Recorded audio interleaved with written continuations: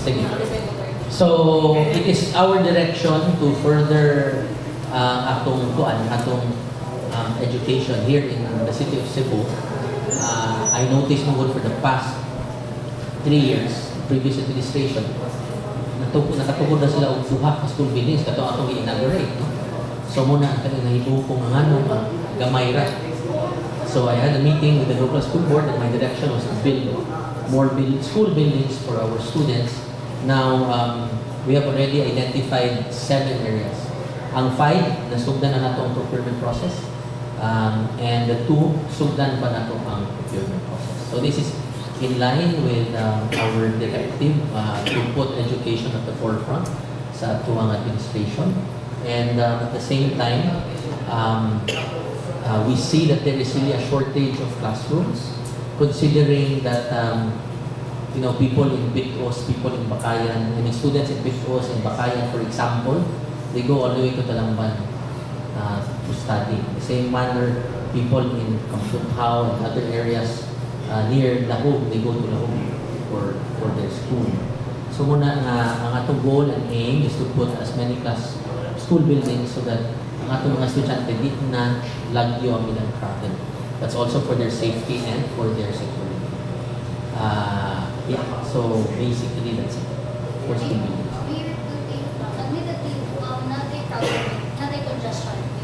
Naagitay congestion. That is why the local government unit, City of Cebu, is stepping into the picture to build more classrooms for our students. Mayor, Attorney Dapo also Dali lang. Mayor, Attorney Dapo also pointed out na this is to address the sharing of spaces. Also, in the near future, or address the night school. Yeah. Is it a long-term mission? Actually, dugay naman kaya ng issue, no, na shortage of school. That's why even during the time of, I think it was former Mayor Tommy Osmendi, there was a shortage of classrooms. So what are you going to do with the high school? So they came up with an idea na may shortage, igabihin na lang nato ang high school. And so until now, we are seeing that until now. But eventually, again, no, because we want the safety and security of our students, mas maayo din tag-buntag hapon sila ng eskwela, dili na gabi. Imagine after school, to go home to their respective barangays, and then, wag itakibaw kung sa mga hitibog nila. So it's more important na buntag hapon din ang eskwela, kaya para buntag hapon na saan sila muli. So that is the focus, that is the direction. Okay, other matters. Other matters. Na katungkuan, di ba? Sa pagkakatong din. Yeah. Just an additional lang para daghan mo istorya. So, I already talked to the local school board regarding Barangay Bulisan. And my direction was already to start the process with the purchase of the property so that we can finally transfer the school there, no, where it is safe and not susceptible to landslides. Okay, so it's more or less a 4,000 square meter property, which was appraised at 5,000 pesos per square meter. So I told them to already start the procurement process for the purchase of the property, so that in no time, ako ng purchase and makapatugod na dahil tao school building for our students there. And I told Attorney Dacwa to negotiate the price at lower pa yun. At 5,000, I think that was the appraisal coming from our appraisal committee here in the city. And I told them na kung mahangit pa yun, negotiate to a lower amount. Ay total, sure na maging na itong paniton, na maging parte ng gobyerno. I hope they will agree. Okay, and then sige, so insofar as one is concerned, sige, go. Mayor, any words of the public on this issue? Wala pa, but we already communicated with them last week before the holidays, and we will just wait na lang this week for their a formal reply. But I am still very hopeful that within this week, at the latest Friday, we will already get a reply coming from the Comelec. Ay kiguol, ay kamalaka, if nanagay ng reply, favorable galing, ako ginang iparelease dahil ang bonus because our employees have been waiting for that even before the Holy Week. Okay? Other topics. What's your directive to the CCTO or other departments with regards to this mga minors na mga Well, atong grabe ang atong operation sana, no? Kanya, ato nang na form task force regarding that. And I'm very happy that they were able to move swiftly on that particular concern and problem. In fact, I have seen pictures, no? Nasa mga makeshift ng mga ladders, mga ropes, just to be able to go up. So kanitanan, we have already addressed that, all of them. But we just have to closely monitor this does not happen again. And then I also instructed the DSWS to please, naka-identify naman din sila silang mga minors. We have instructed the DSWS to also talk to their parents. It always starts there. So, mas mayo na mapatawag silang parents to let them know the gravity of the offense of their son.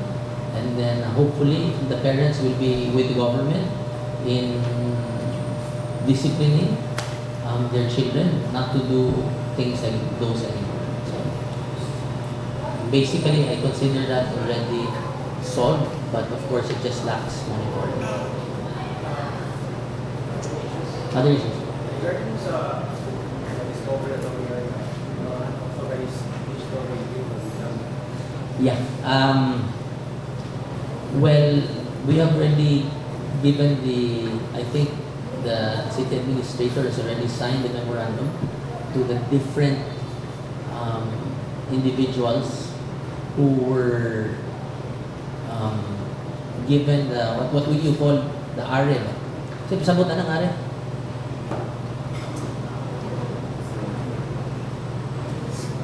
Accountability for the particular equipment.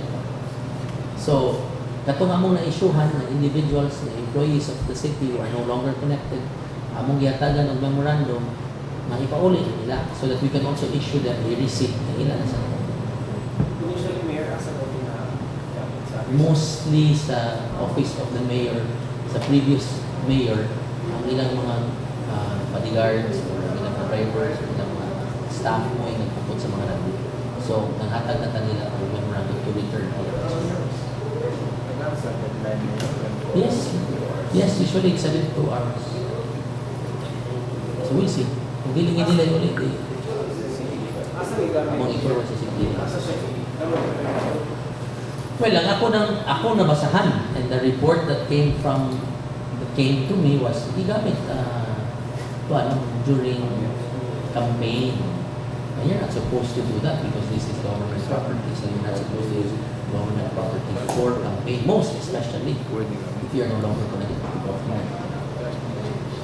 So, Mayor, just to back question. You received a report.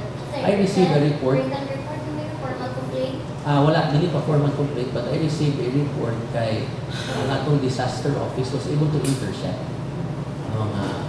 using the frequency that we still have na ay exchange of communication regarding punong-punong sites, regarding kinsay na attend sa punong-punong. So, it was very obvious to the disaster that it was really used for campaign. So, once I learned about it, I let the city administrator do the necessary actions na dili na makahitabo usap. Pero identified ko niyo minsan Identified man kay ang kanang are, ang accountability, it is to a person. So kani nga cellphone ang gi-assign ani si Mr. A. So Mr. A signs na nananakot niya ng cellphone. So we know the radios and kinsa gipang-assign. So that's why the letters that we sent or the memorandum that we sent is to that particular person na naa sa among record. Pinapagod sila. Dili ko ka kuan, I cannot tell you pila ka book. Maybe more than 10? Kasi sila may former employees na wala Yes. ng work. Yes, former employees. Hawak nila yung bully. What office? Yeah, mostly in Mayor's Nanay na ulit siya. Wa pa ko report ko kuha nga nanay yun. Ipauli ang one. To retrieve. And then within 72 hours. It's the one who signed it. It's the city administration. Katong pidaya. Sumunod itong usa ka. Well, 2023, they had requested the city of Cebu to provide them with laptops, which is very necessary in our campaign against illegal drugs. And matod pa ni Regional Director, they go magud from barangay to barangay and to conduct their operations, not only operations, but to conduct educational drives, seminars, etc. related to illegal drugs. No? So, imperative and important kaayo nga naa sila laptop kay sila ra masay drug clear sa tagsa-tagsa ka barangay. Kami masay nag-request na. So, para nila, yung sila na po nga ganina na gamit kay nila ang mga laptops, no? And of course desktops, so that they can execute and implement unsay ilang mandate, no? Sa barangay. O unsay mga requests nila. Okay.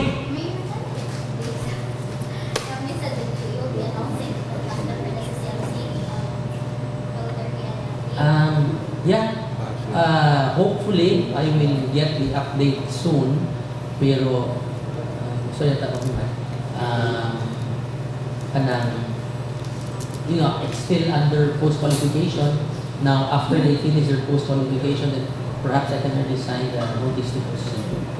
So, sa pagkakaroon, we are at that stage pa. Maybe in a few more days, maybe I can already disclose. We'll sign awardan sa, we'll sign in the own sa mga natin. Okay? Yes. Nana may assessment ka po sa kandakon niyo para sa Wa pa. Muna yung gihuwat kita, wa pa man sila yung assessment. So, gihuwat lang ko ni Harold Aguntin at Game Miller na atong city administrator. So, attorney team, i-follow up na po ang disaster office regarding Kanlaon ba? Kaya maghimo man na sila o assessment. Yeah, then reso recommending if we should give as a big brother a particular amount of help. And then we go to the council.